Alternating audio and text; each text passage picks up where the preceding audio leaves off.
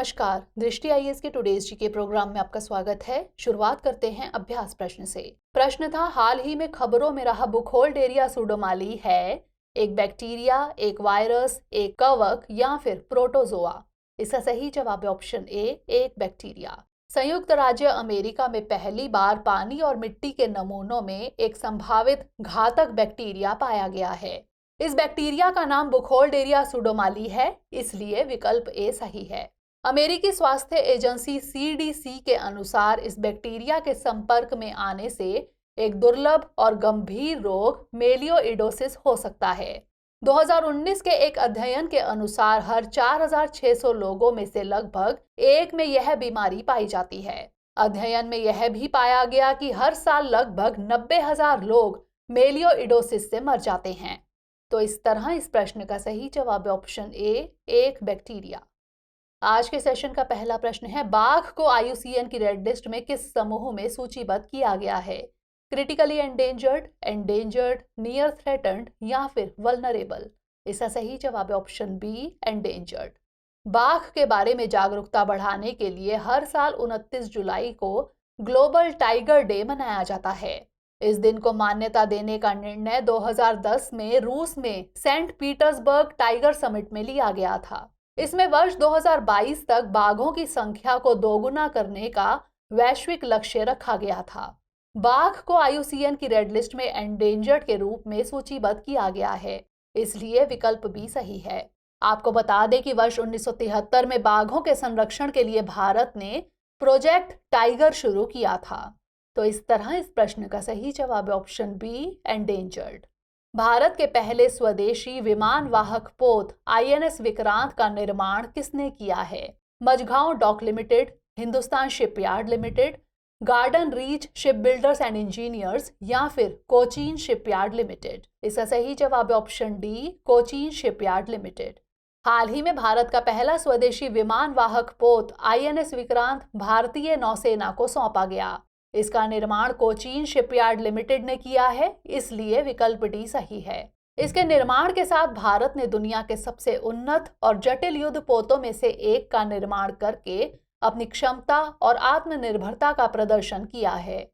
गौरतलब है कि भारत के पहले एयरक्राफ्ट कैरियर का नाम भी INS विक्रांत था, जिसने 1971 के युद्ध में अहम भूमिका निभाई थी। नौसेना में 36 साल की सेवा के बाद 1997 में इसे सेवा मुक्त कर दिया गया था। तो इस तरह इस प्रश्न का सही जवाब है option D, Cochin shipyard limited. अगला प्रश्न है, इराक निम्न में से किस देश के साथ अपनी सीमा साझा नहीं करता? ईरान, सीरिया, कुवैत या फिर UAE। इसका सही जवाब है ऑप्शन डी, UAE।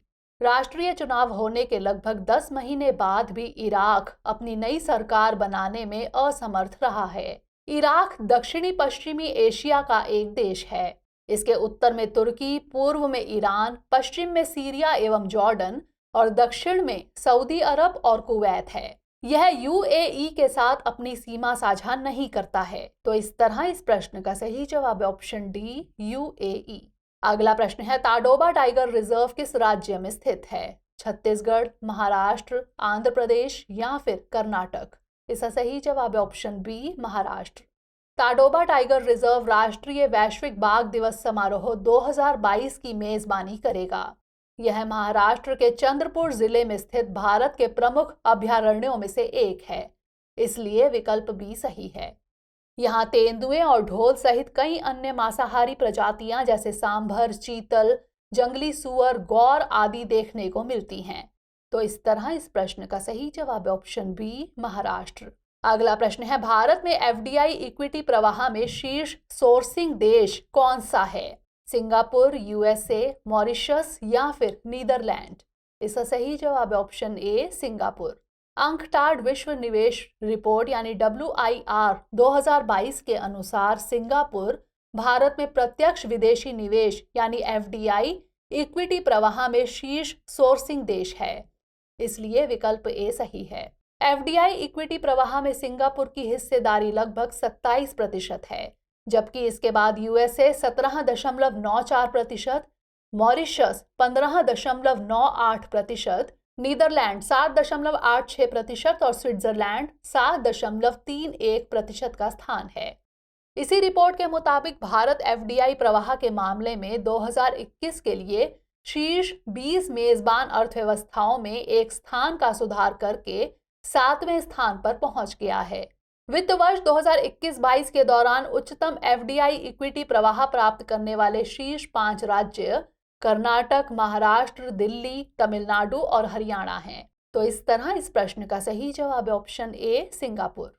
अगला प्रश्न है, संपदा योजना का संचालन किस मंत्रालय द्वारा किया जाता है? कृषि एवं किसान कल्याण मंत्रालय, सूक्ष्म लघु एवं मध्यम उद्योग मंत्रालय, खाद्य प्रसंस्करण उद्योग मंत्रालय या फिर पृथ्वी विज्ञान मंत्रालय? इसका सही जवाब है ऑप्शन सी, खाद्य प्रसंस्करण उद्योग मंत्रालय। प्रधानमंत्री किसान संपदा योजना यानी पीएमकेएसवाई की विभिन्न उप योजनाओं के तहत खाद्य प्रसंस्करण इकाइयों की स्थापना के लिए कुल 853 परियोजनाओं को मंजूरी दी गई है। खाद्य प्रसंस्करण उद्योग मंत्रालय यानी एमओएफपीआई ने प्रधानमंत्री किसान संपदा योजना शुरू की, जो कि एक अम्ब्रेला योजना है, इसलिए विकल्प सी सही है। इसका उद्देश्य फार्म से रिटेल आउटलेट तक कुशल आपूर्ति श्रृंखला प्रबंधन के साथ आधुनिक बुनियादी ढांचा तैयार करना है। यह योजना न केवल देश में खाद्य प्रसंस्करण क्षेत्र के विकास को बढ़ावा देने की कोशिश करेगी, बल्कि किसानों की आय को दोगुनी करने में भी सहायक होगी। तो इस तरह इस प्रश्न का सही जवाब है ऑप्शन सी, खाद्य प्रसंस्करण उद्योग मंत्रालय। अगला प्रश्न है, संयुक्त राष्ट्र सुरक्षा परिषद का मुख्यालय कहाँ स्थित है? न्यूयॉर्क, जेनेवा, पेरिस या फिर रोम? इसका सही जवाब है ऑप्शन ए, न्यूयॉर्क। हाल ही में कोंगो में भारतीय और मोरक्को के शांति सैनिकों पर हमले के बाद भारत ने यूएनएससी यानी संयुक्त राष्ट्र सुरक्षा परिषद की बैठक बुलाई है। यूएनएससी संयुक्त राष्ट्र के 6 प्रमुख अंगों में से एक है। इसकी स्थापना 1945 में संयुक्त राष्ट्र चार्टर द्वारा की गई थी। इस परिषद में 5 स्थायी और 10 अस्थायी सदस्य होते हैं। इसकी प्राथमिक जिम्मेदारी अंतर्राष्ट्रीय शांति और सुरक्षा बनाए रखने के लिए काम करना है। इसका मुख्यालय न्यूयॉर्क में स्थित है। तो इस तरह इस प्रश्न का सही जवाब है ऑप्शन ए, न्यूयॉर्क। अगला प्रश्न है, हाल ही में किसके द्वारा इंटरनेट इन इंडिया रिपोर्ट जारी की गई है? संचार एवं सूचना प्रौद्योगिकी मंत्रालय, इलेक्ट्रॉनिक्स और सूचना प्रौद्योगिकी मंत्रालय, Internet and mobile association of India या फिर नीति आयोग? इसका सही जवाब है option C, internet and mobile association of India. हाल ही में Internet and mobile association of India यानी IAMAI ने भारत में इंटरनेट शीर्षक से अपनी रिपोर्ट जारी की है। रिपोर्ट के अनुसार 2025 तक भारत में लगभग 900 मिलियन इंटरनेट यूजर्स हो जाएंगे। आंकड़ों के अनुसार ग्रामीण और शहरी दोनों क्षेत्रों में पुरुष इंटरनेट उपयोगकर्ताओं की संख्या महिला उपयोगकर्ताओं की तुलना में अधिक है। सोशल मीडिया, मनोरंजन और संचार शीर्ष 3 सबसे ज्यादा उपयोग करने वाली गतिविधियां हैं। राज्यों के संदर्भ में गोवा में इंटरनेट की पहुंच सबसे अधिक है, जबकि बिहार में सबसे कम है। भारत में OTT प्लेटफॉर्म्स का जितना उपयोग शहरी लोग करते हैं, उतना ही ग्रामीण लोग भी करते हैं। आपको बता दें कि IAMAI की स्थापना 2004 में हुई थी और यह एक गैर लाभकारी उद्योग निकाय है। तो इस तरह इस प्रश्न का सही जवाब है option C, internet and mobile association of India. अगला प्रश्न है, हाल ही में PM मोदी ने पुनरुत्थान वितरण क्षेत्र योजना का शुभारंभ किया है। यह योजना किस क्षेत्र से संबंधित है? विद्युत, जल, पर्यावरण या फिर खेल? इसका सही जवाब है ऑप्शन ए, विद्युत। प्रधानमंत्री श्री नरेंद्र मोदी वीडियो कॉन्फ्रेंसिंग के माध्यम से उज्जवल भारत उज्जवल भविष्य Power@47 के समापन समारोह में भाग लिया है।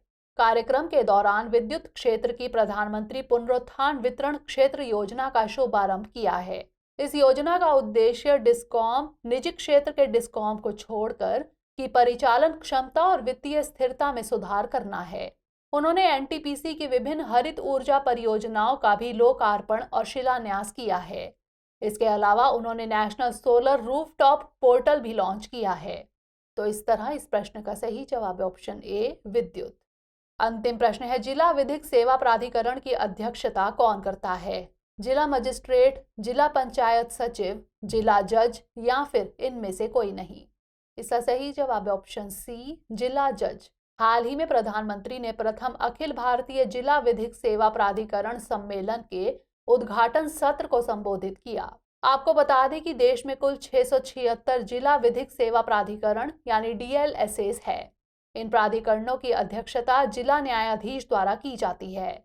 जिला विधिक सेवा प्राधिकरण राष्ट्रीय विधिक सेवा प्राधिकरण द्वारा आयोजित लोक अदालतों को विनियमित करके अदालतों पर बोझ को कम करने में भी योगदान करते हैं। राज्य सरकार उच्च न्यायालय के मुख्य न्यायमूर्ति के परामर्श से विधिक सेवा प्राधिकरण अधिनियम 1987 के तहत जिला प्राधिकरण का गठन करती है।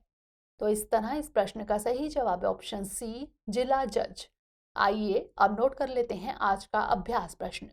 अर्थ ओवरशूट दिवस की गणना कौन करता है? प्रकृति के लिए विश्वव्यापी निधि, प्रकृति के संरक्षण के लिए अंतर्राष्ट्रीय संघ, ग्लोबल फुटप्रिंट नेटवर्क या फिर संयुक्त राष्ट्र पर्यावरण कार्यक्रम? इसका उत्तर हमें कमेंट सेक्शन में जरूर भेजिएगा। अगले सेशन में नए प्रश्नों के साथ मिलेंगे। तब तक के लिए पढ़ते रहिए एंड स्टे मोटिवेटेड।